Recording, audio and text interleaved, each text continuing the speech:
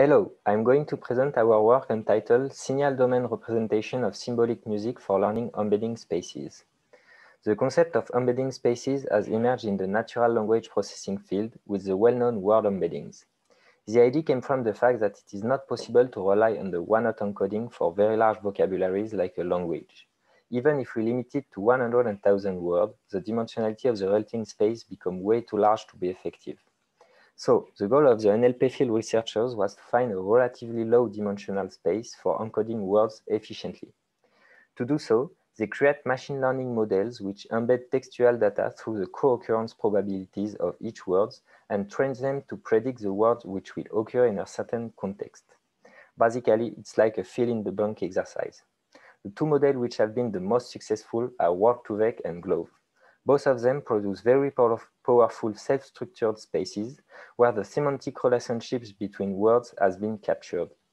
We can see two examples here where it clearly appears that the geometric patterns reflect high-level concepts of the language, as the gender here on the left, or the comparatives and superlatives for the one on the right. By using such vector as input representation, the NLP field has made colossal improvements for complex tasks like translation, sentiment analysis, or text generation. Motivated by this success, a lot of attempts have been made to mimic this process for symbolic music, unfortunately without the same success. However, another approach for learning embeddings has emerged with the appearance of the variational autoencoders. As the classic autoencoders, this model is composed by two different networks. The first one, the encoder, projects the input data in a latent space, and the second one, the decoder, tries to reconstruct the original data from its latent code. The main novelty came from the loss, which is composed by two different terms. The first one, the negative log likelihood, forced the reconstruction to be the closest possible to the input. The second term, the Kullback-Leibler divergence, acts as a latent space regularizer. It forces the statistical distribution of the data in the latent space to be close to the normal distribution. This has the effect of preventing the encoder to isolate each projection and favoring the embedding vectors of similar inputs to be close. This framework has proven to be very effective for produce self-structured spaces. Moreover, their probabilistic nature makes them even more powerful because it allows to directly generate new realistic data by decoding any latent codes. One of the most efficient VAE-based models which has been proposed for the symbolic music field is Music VAE. This model has yielded very interesting results, partly due to two major breakthroughs. First, the hierarchical recurrent structure of the decoder, which decomposes the latent code in many subsequences instead of trying to decode the entire output instantly. And then the design of a very efficient input representation of melodies. Each bit is divided into 4 time steps and take one of the 130 possible values. The 138 first ones correspond to the activation of the corresponding MIDI pitch.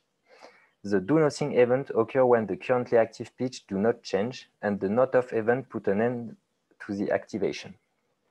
However, this system processes only monophonic melodies, which largely reduce the scope of its application.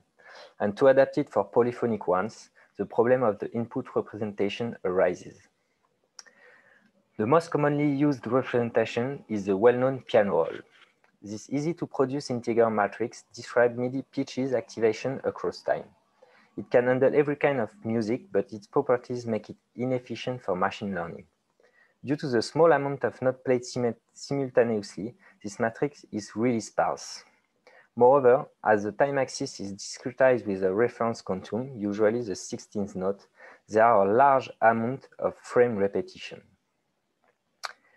To tackle these issues, two major proposals have emerged in the literature. The MIDI-like representation, which relies on an event-based vocabulary composed by 4 MIDI events. The not-on event indicates the start of the corresponding MIDI note. Similarly, the not-off event signifies the end of a played note.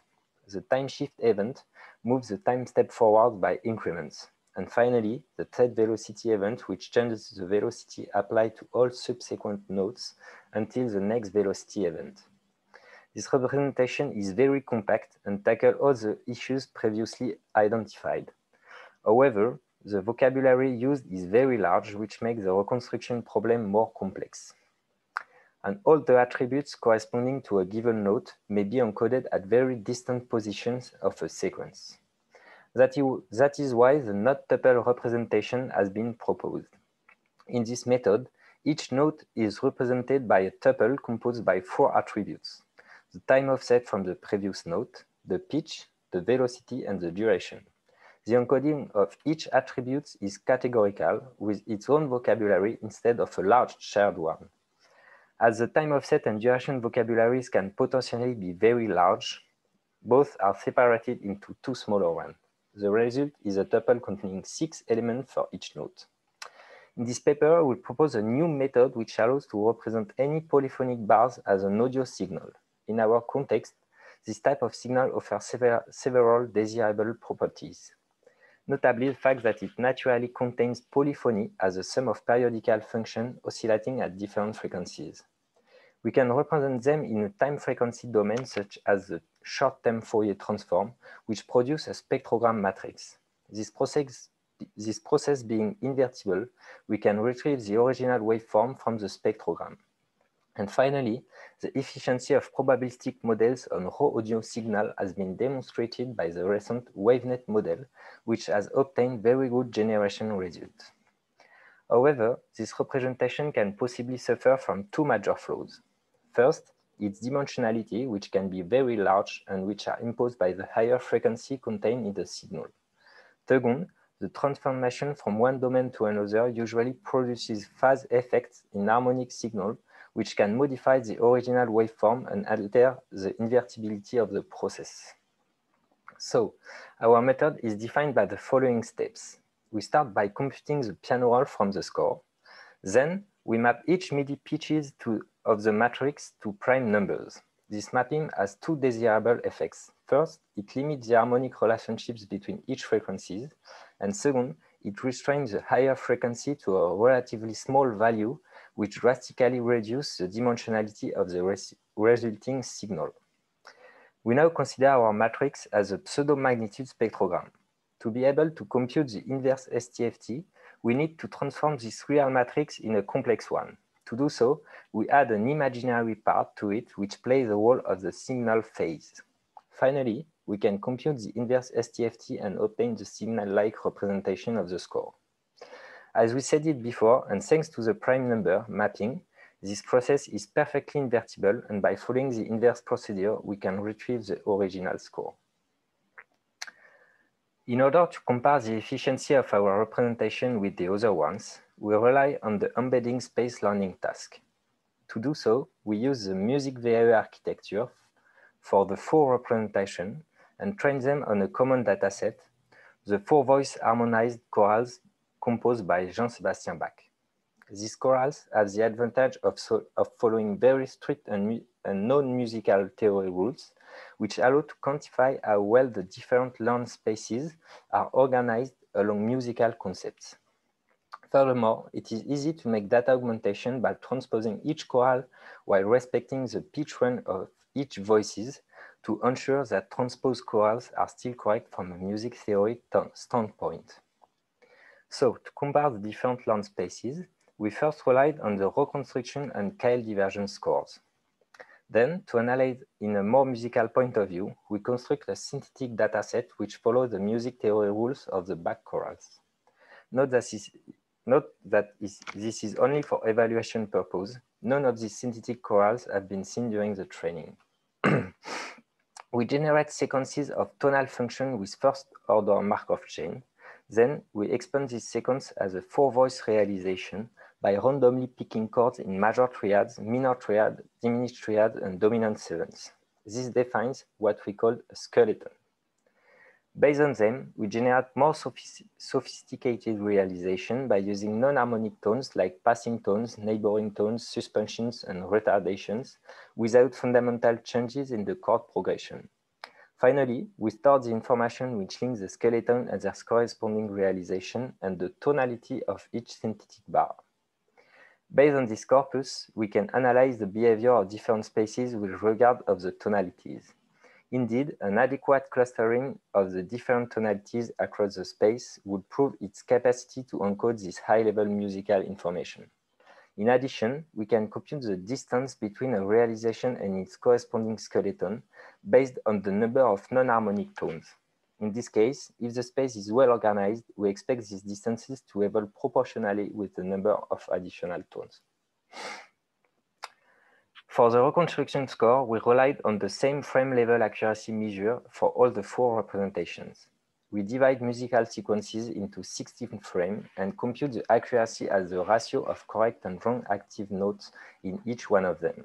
Note that we do not consider the true negatives because the number of non-active notes is largely greater than the number of active notes, and this has the effect of compressing the scores between very high values. To ensure that our implementation and training process are correct, we first trained the model on monophonic melodies with the same procedures than the original music VAE papers, but with the choral dataset. As expected, it obtained a very good score for both the reconstruction and the KL divergence. Then, we applied it on polyphonic melodies. As we can see, the models are unable to achieve the reconstruction of unseen data when it is trained on the MIDI-like representation. Due to the nature of this representation, even a unique error on a note-on or note-off events lead to an ill-defined musical sequence with notes that never end or never start. Concerning note tuple, the model have been able to encode information about the number of notes, duration, and time offsets, which are, in the most cases, well reconstructed. However, a large number of mistakes in the pitches of individual notes cause the frame-level accuracy score to be low. On the other hand, great results have been achieved by the signal-like representation. It seems to improve the learning stability by preventing the exploding gradient problem, which occurs with the piano roll representation. Our representation decrease the loss of information due to the overfitting. This can be explained by the fact that even if we lose a bit of information on the pseudo-audio signal, it will blur a bit the spectrogram, but not necessary enough to alter the resulting score. For the music theory analysis, we first embed our synthetic bars in the different spaces and plot the t-SNE projection with different colors depending on the tonalities. It clearly appears that there is no tonality separation for the MIDI-like and the note tuple cases, where the spaces are totally unstructured. It is better for the piano roll representation, which highlight a more structured nature with a good separation between tonalities. However, the clusters are very sharp, putting forward the lack of continuity between data in the space. This is not the case concerning the signal-like representation, which shows smooth transitions between clusters in addition to a better separation. This proves the efficiency of our proposal to improve the encoding of high-level musical features like the tonality. In addition, we compute the distance between a skeleton and its realization in regards with the number of non-harmonic tones. This function is even not monotonic for the MIDI-like, the piano roll, and the note tuple, proving that the metric properties of these spaces do not reflect the musical theory. But for the signal-like space, these distances grow linearly with the number of tones, highlighting again the usefulness of our representation. Finally, we wanted to test the generative capacity of the space learned with the signal-like representation. To do so, we rely on a simple linear interpolation between 2 points in the space. We first embed 2 bars of the dataset and keep the coordinates of the corresponding points. Then, we interpolate the coordinates of a given number of points between them. And finally, we generate the corresponding bars by decoding these latent codes. The generation usually provides a smooth evolution from one point to another, enforcing again the structural nature of the space. Here is an example.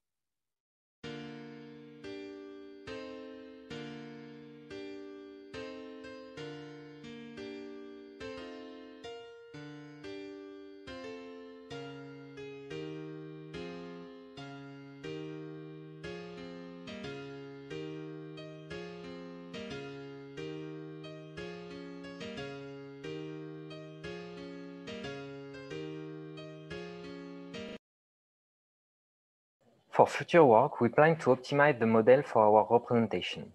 Indeed, for comparison purpose, we use the same model for every representations, despite the fact that they have very different properties. Moreover, several techniques have emerged for disentangle the musical information which are carried by each axis of the space. This could allow a better understanding of its structure and make the generation process more controllable. We can also test the efficiency of using the latent codes as input representation on downstream symbolic musical tasks. To going further in the creative application, we can implement more elaborate generation process than the simple linear interpolation. If you are interested in the research, you can find all the code on the GitHub page. Thank you very much for your attention and feel free to ask questions.